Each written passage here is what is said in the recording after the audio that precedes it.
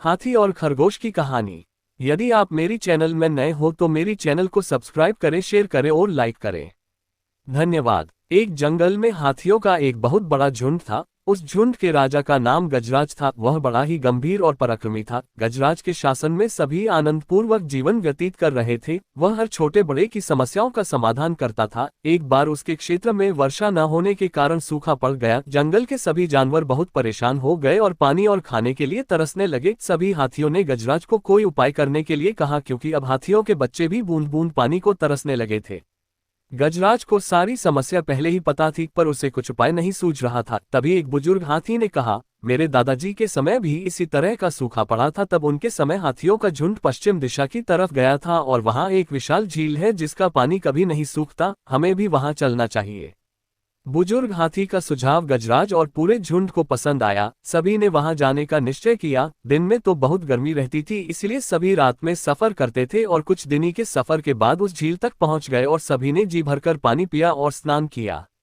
झील के आसपास बड़ी संख्या में खरगोश भी रहते थे। हाथियों के आने से उन पर शामत आ गई। अब प्रतिदिन कुछ खरगोश हाथियों के पैरों के नीचे आ जाते थे और कुछ तो गंभीर रूप से घायल हो जाते थे तो कुछ मर भी जाते थे। सभी खरगोश बहुत परेशान थे और उन्होंने आपातकालीन बैठक बुलाई। बैठक में तरह तरह के विचार रखे गए। किसी खरगोश ने इस स्थान को छोड़कर कहीं और जाने की सलाह दी तो किसी और ने हाथियों से बदला लेने की बात कही। तभी एक खरगोश ने कहा, मित्रों, हाथी बहुत बड़ा जीव है, उससे जीत पाना शेर के वश में नहीं होता। तो हम तो बहुत छोटे से जीव हैं, हमें अपनी अक्ल से काम लेना होगा। हमें होशियारी से काम लेकर हाथियों को यहाँ से भगाना पड़ेगा। इसके पश्चात उस खरगोश ने सभी को एक योजना बतलाई। सभी खरगोशों को उसकी योजना पसंद आए और उस पर अमल करने का निश्चय किया गया।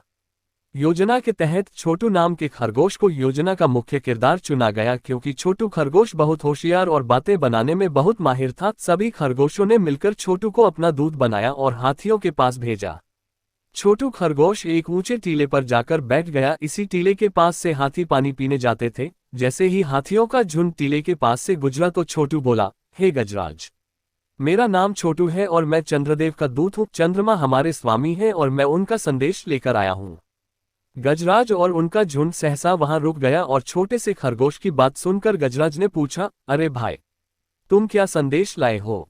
छोटू खरगोश बोला, आपका झुंड इस तालाब के पास आकर रहने लगा है, जिसके कारण यहाँ रहने वाले कई खरगोशों की हाथियों के पैरों के नीचे आने से मौत हो गई या फिर वो घायल हो गए हैं। ये सब देखकर हमारे आराध्य चंद्रमा देव बहुत नाराज हैं और अगर हाथियों का झुंड इस स्थान को छोड़कर नहीं गया तो वो आपको श्राप दे देंगे।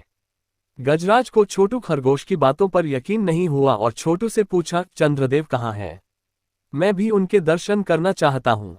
छोटू बोला, आज चंद्रदेव स्वयं यहाँ आए हैं। अगर आप उनके दर्शन करना चाहते हैं तो मेरे साथ आइए। वह रात पूर्णिमा की रात थी और तालाब में चंद्रमा का प्रतिबिंब इस तरह दिखलाई दे रहा था मानो साक्षात चंद्रदेव विराजमान हो। चंद्रदेव को देखकर गजराज बुरी तरह घबरा गया और गजराज की हालत देखकर छोटू बोला, गजराज, अब तो आपको यकीन हो गया और आपको कोई संदेह हो तो चंद्रदेव आपके सामने है, उन्हीं से पूछ लो।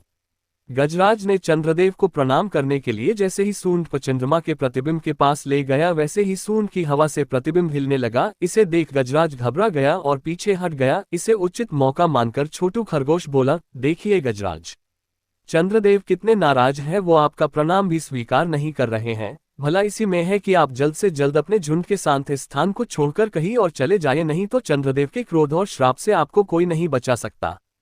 छोटू की बातें सुनकर और भय के कारण गजराज और उनका झुंड उस स्थान को छोड़कर चला गया। हाथियों के जाते ही खरगोशों में खुशी की लहर दौड़ गई और चारों तरफ छोटू खरगोश की जय जयकार होने लगी।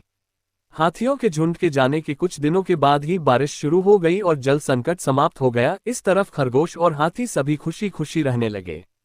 शिक्षा। खरगोश और हाथी की कहानी से हमें शिक्षा मिलती है कि चतुराई से कई गुना अधिक बलशाली को भी हराया जा सकता है और बड़ी से बड़ी मुसीबत से छुटकारा पाया जा सकता है। पूरी कहानी सुनने के लिए धन्यवाद।